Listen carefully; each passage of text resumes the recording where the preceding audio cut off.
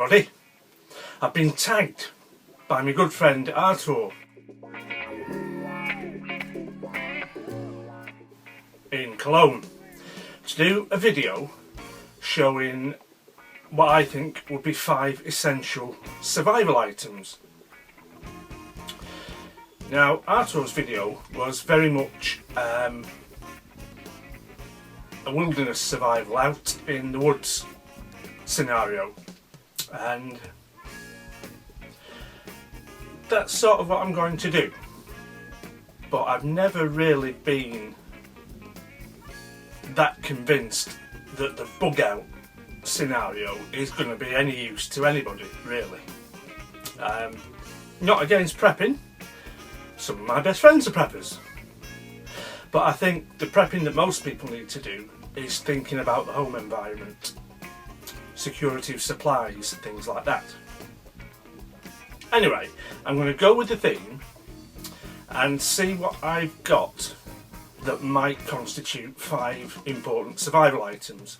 I don't have anything that was bought specifically with that purpose in mind, but what could I gather together if I needed to? Well, the first thing is, if I'm not going to be out and about in the wild, mobility is an issue. I walk with a stick since I was ill a couple of years ago, and I don't think the walking stick is going to be that much use to me.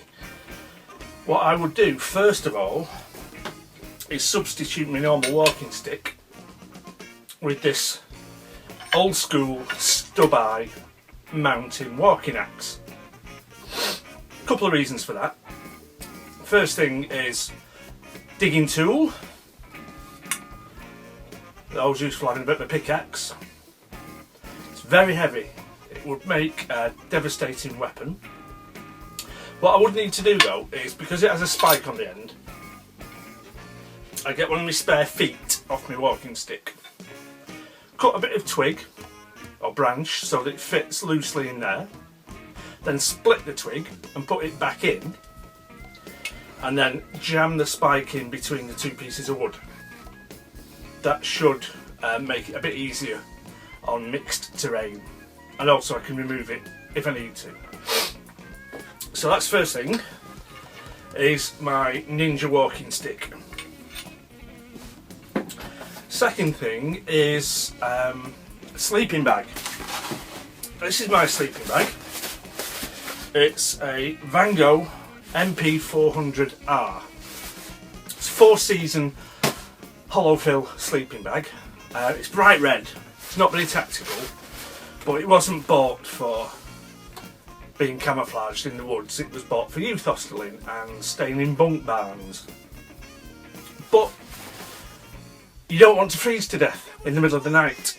So that, even though it's big and bulky and quite heavy by modern standards, would make a very good basis for staying warm and sleeping well. Next thing is tools.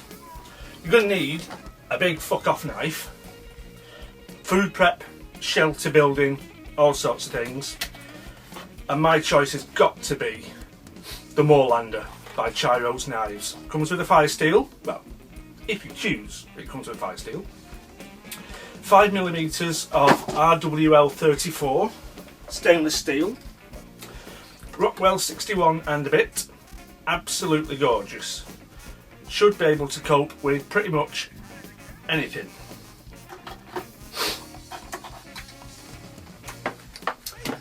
Fire. If you're stuck out in the middle of nowhere, you're going to need fire for cooking, for keeping warm, for sterilising water. So fire kit. And in my fire kit I've got a couple of fire steels. This one was a gift from EDC Holland. All manner of fat wood, little blocks, some splinters, some shavings and some fat wood sawdust. So those should be sufficient for building a fire. But you do need options. Don't want to rely on one thing only. So what I would also have, and let's face it, you don't want to be pissing about in an emergency. Matches and petrol. There is a reason why arsonists prefer these. So, we've got fire kit, we've got sleeping bag, we've got a big knife, we've got my ninja walking stick, and then the last thing I think is binoculars. If you are in a survival scenario where it's all gone tits up, there's going to be competition for resources and competition for equipment, everybody's going to be on edge, everybody's going to be on a state of alert. So a bit of capability for monitoring the scroats at a distance is going to be very useful. Now ideally it wouldn't be these big old daft Dixon's binoculars, it'd be a little set of 8x30s, little green folding ones. But they work. They're heavy, they're ugly, they're a bit cheap, but you can see the bad men from a long way away. And that is going to be very important, because you don't want to be getting stressed out every time you hear something or think you see something, and you don't want to have to go and investigate everything suspicious in person. Do it from a distance. So we've got security, mobility, warmth, fire, and a bit of tools for building and feeding yourself. So there you go. Is that 5? 1, 2, 3, yeah, 5 essential survival items. So that's my video response to Artur. Hope you like that, mate. Hope you had a good Christmas, and thanks for watching.